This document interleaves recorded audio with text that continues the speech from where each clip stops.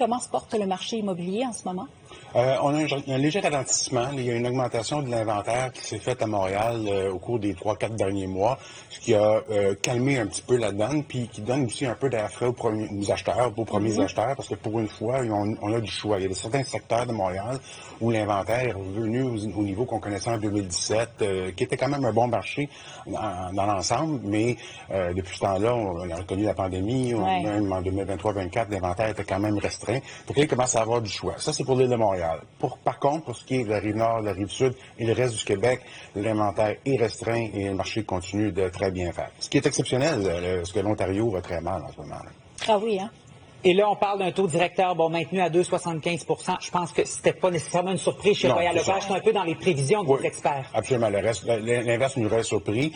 Malgré qu'il y a toujours un peu d'incertitude à cause des problèmes avec les États-Unis puis tout ça. On ne sait pas si on veut, peut-être la Banque du Canada, à un moment donné, mettrait peut-être l'inflation comme au deuxième plan puis déciderait peut-être de insuffler un petit peu l'économie canadienne pour compenser pour les problèmes causés par les négociations avec les États-Unis, les tarifs.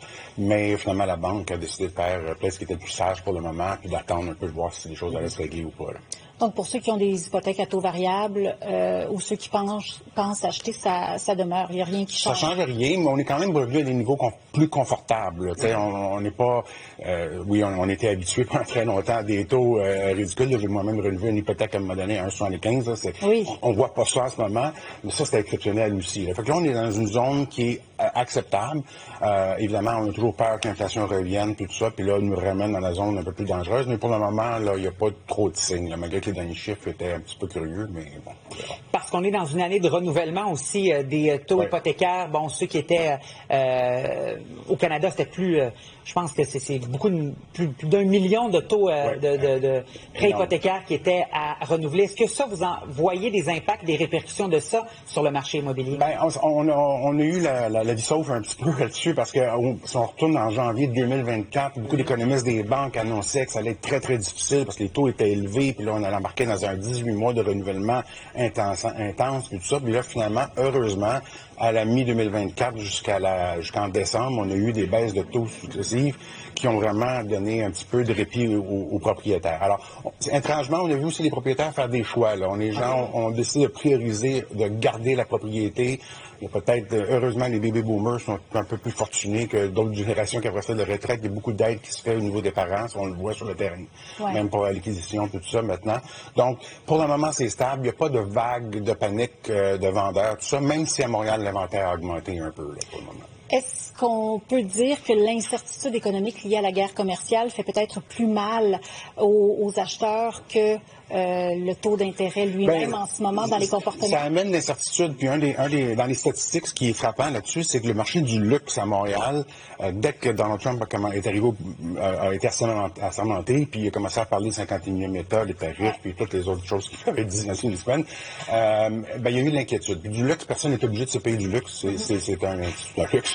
Et là, on a vu beaucoup d'acteurs se retirer, d'acheteurs potentiels se retirer puis dire, c'est ma maison qui a peut-être juste 3 chambres, qui a 2 enfants, ça va être correct, puis je vais continuer à travailler du sol ou de la salle à manger pour le moment, puis je ferai un upgrade quand j'aurai plus confiance à l'économie. Fait que ça a amené une incertitude. Les marchés n'aiment pas l'incertitude.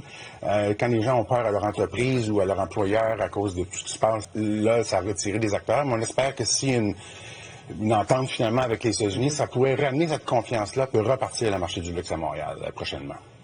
Et pour le marché immobilier au cours des prochaines semaines, là avec un taux qui est maintenu, on s'attend peut-être, certaines banques, certains experts disent qu'il pourrait peut-être y avoir une baisse d'ici la fin de l'année, mais là on s'entend pas tous. Là. Disons que tout le monde est un peu prudent là-dessus. Qu'est-ce que ça pourrait avoir comme influence? Qu'est-ce que vos spécialistes, vos analystes vous disent à vous qui êtes concrètement sur le terrain? Le Canada, il y a 2 tempos. Là. Vous avez le tempo Québec, puis le ROC, le reste du Canada, là, qui est dans une réalité complètement différente. Puis il y a beaucoup de pression pour l'Ontario et la Colombie-Britannique de baisser les taux d'intérêt parce que là, le marché immobilier va très mal. En Ontario, on parle peut-être de crash immobilier même. L'élastique avait tiré beaucoup plus que nous autres. Mais maintenir les taux au Québec, c'est de bon augure. Pour l'Ontario, c'est un peu stressant. Fait qu'il est possible qu'on ait un répit. Puis au Québec, ça pourrait juste donner un petit boom additionnel. J'en profiterais si je suis acheteur en ce moment parce qu'on n'a pas eu des inventaires aussi élevés de propriétés que ça depuis très longtemps, surtout sur l'île de Montréal. Alors, si jamais quelqu'un est dans le marché, c'est le temps de regarder parce que là, on peut se permettre de faire des compromis qui sont peut-être moins désastreux que quand l'inventaire est très serré. Puis, trop de compromis, parfois, ça veut dire acheter, revendre plus tard, puis tout ça, ça coûte très cher. Alors, on sait qu'on ne reviendra jamais à un marché immobilier d'il y a 10 ans, mais justement, qu'il y ait une petite accalmie sur le marché, ça va aider également parce que les premiers acheteurs, à un moment donné, sont simplement plus en mesure d'acheter. Absolument, ils sont plus capables. Puis là, t'as beau être créatif, mais à un moment donné, si t'as pas des parents riches, là, ça commence à devenir très compliqué pour un premier acheteur. Puis là, ce qu'on a vu justement, puis c'est une des raisons pourquoi la Rive-Sud et la Rive-Nord ont monté tellement en prix, c'est que les gens ont décidé de s'éloigner de la ville. Évidemment, t'as des moyens de transport qui s'améliorent de plus en plus, le 10-30, tout ça. Le télétravail, ça, c'est intéressant. Ça a aidé beaucoup de monde à faire ce choix-là, de s'éloigner. Là, on commence à voir un phénomène inverse. Vous avez vu les banques cette semaine qui ont annoncé un retour au travail, d'autres entreprises, Starbucks, Rogers. Puis ça, c'est un mouvement, ce que j'entends, les lignes qui va se poursuivre. Alors, on a tout misé sur une maison à Saint-Hilaire parce qu'on pensait prendre la voiture une fois par semaine, puis on se fait dire qu'il faut être là 4 fois par semaine. Ben, le choix va peut-être être différent. Fait que ça, c'est quelque chose d'autre qu'il faut surveiller dans les prochains mois. Ça pourrait changer une tendance.